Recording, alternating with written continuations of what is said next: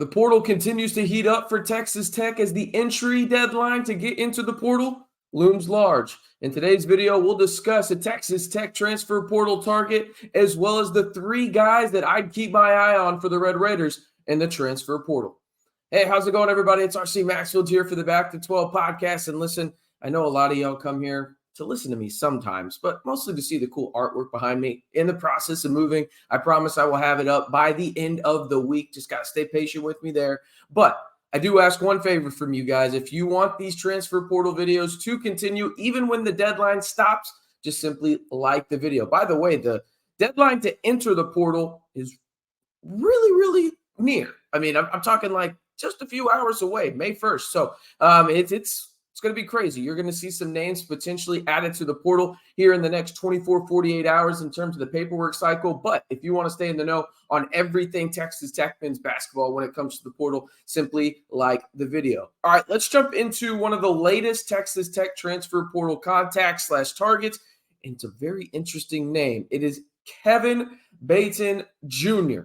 from San Diego, 6'8", 200 pounds. He averaged just under 10 points per game last year, 9.8 to be exact, 2.4 assists, 4.1 rebounds in just over 26 minutes played per game. He made the All-WCC freshman first team. For those that don't know, that is the West Coast Conference, the same conference that St. Mary's and Gonzaga plays in. He started 16 games as a true freshman. He will be a sophomore going into next year. He is a long, lengthy, athletic wing. I'll give my comp here in just a little bit, but let's run through a scouting report for KBJ here. Plays really good off the ball. I mean, he is a really good cutter, and we'll get to that percentile where he ranks nationally here in just a second, but that was something that stood out. Another thing that kind of stood out is he is a good primary ball handler in transition. He can push the envelope if needed for his respective team. Now, he didn't shoot lights out as a true freshman, but he shot 33.8%. Let's just call it 34% as a true freshman from deep.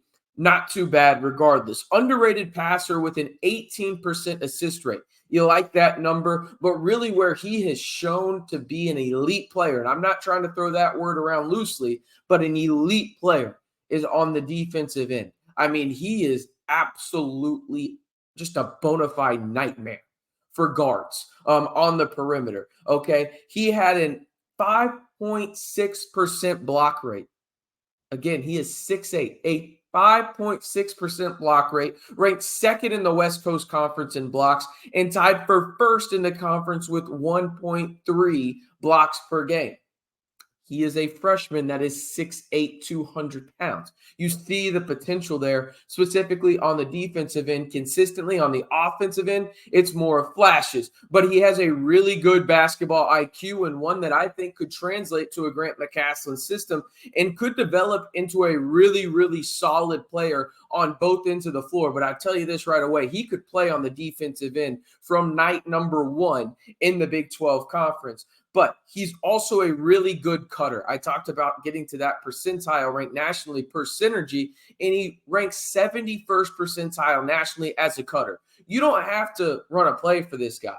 This guy will get better as a catch and shoot guy. You can see the form is there. 34% as a true freshman in any conference in America isn't nothing to sneeze at when it comes down to it. I think he's a guy, when I look at him, that I'm really excited about Texas Tech potentially adding in the portal, and I'm glad they're going after him. He's an extremely talented wing, and one that, again, is far more developed on the defensive end, still has a ways to go on that end, but you can see the flashes offensively where he can, cut, he can catch and shoot, he can be the primary ball handler in a pick and roll type situation. You can see the traits. It just may take him a little bit longer on the offensive end to make an impact than the defensive end. That being said, when I watched the film, he reminded me of a younger, taller, and just longer Adonis Arms. Now, he's not as athletic as Adonis Arms. I mean, not to say that KBJ isn't athletic by any stretch of the imagination, but he's not Adonis Arms athletic. Adonis Arms was one of the most athletic guards Texas Tech has had in this past decade. So that's kind of what I see when I watch him, and I'll have the highlights down below if you want to go check it out as well. They'll have some metrics at the top of the video as well. but he is a really interesting player and one that our Jacob Harris over at the Scarlet and Black Insider thinks maybe Texas Tech could potentially be a little bit further along in his recruitment process than people think. That's just speculation at this point, like a lot of things are in the transfer portal. And as we all know, in the transfer portal, things can change at the blink of an eye, really. But he is a really interesting name. Again, that is Kevin Patton, Jr. from San Diego. Now, I kind of want to talk about guys in the portal to monitor for Texas Tech, whether that's because they've been on a visit recently or because I think they could be true impact guys if Texas Tech were to land one, two. I guess dream scenario would be all three.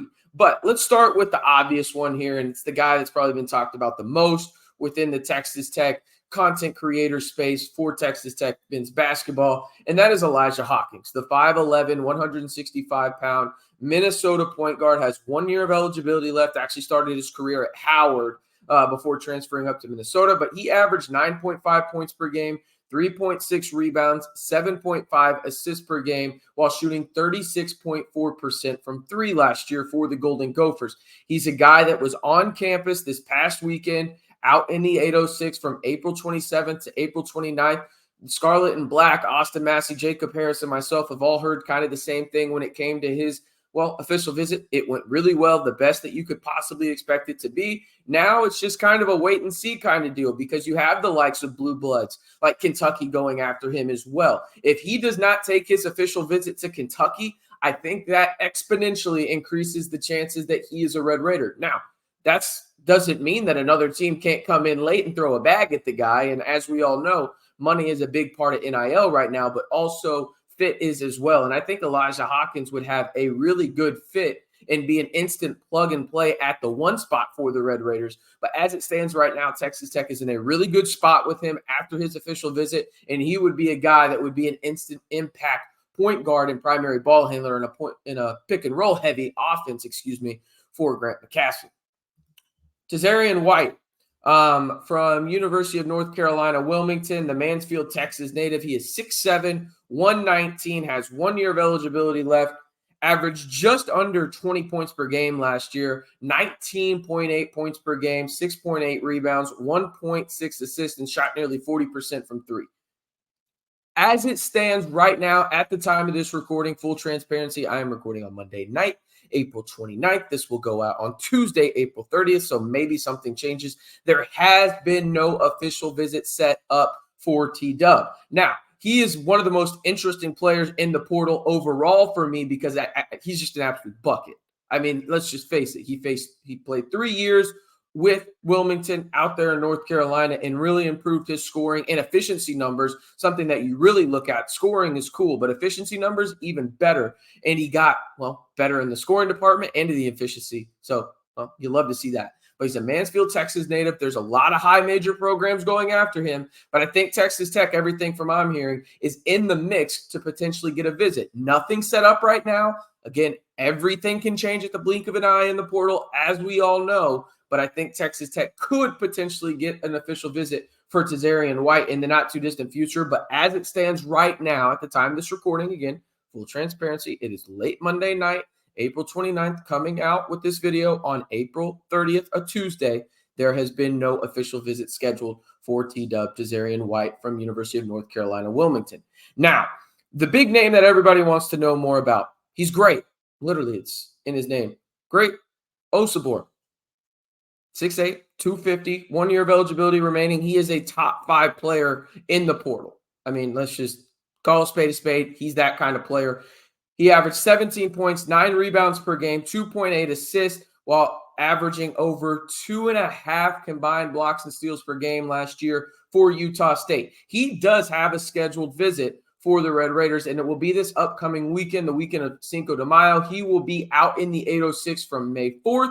May the 4th be with you, to May 6th. He is the big fish in the portal for the Red Raiders. Just simple and plain. If you land him, you feel like you've come away with one of the best portal cycles you could possibly have if you're Grant McCastle, and you're not even done yet in that regard. He is a fundamental building block and impact player, a guy that, in my opinion, day one on campus, he is an all Big 12 type player. And I'm not talking about the third team. I'm talking about the second team or first team potentially, alongside the likes of Darion Williams, who, if you're a Texas Tech fan and watched him play last year, are befuddled how he wasn't at least on the second team of the all Big 12 teams last year. Of course, talking about D5 there. But those are the three guys I'm watching most right now in the portal. As always, if you want to stay in the know at the drop of a hat and know everything going on for Texas Tech in the portal, head on over to the scarletandblackinsider.com to join the fastest growing community on the internet today of Texas Tech fans. Austin Massey, Jacob Harris, and myself are keeping you in the know. I'm giving you more in-depth scouting reports on the latest portal contacts. Jacob and Austin are keeping you up to date when it comes to everything in the portal from Texas Tech sources on who they could be targeting, who they're trying to get on campus, and much, much more. So join that community over on the scarletandblackinsider.com. The link will be in the description and down in the comments down below. And if you haven't already, we're on our way to 10K, people. We're not too far away, about 125 people away from being the first Texas Tech content creator channel to 5 digits. Come on.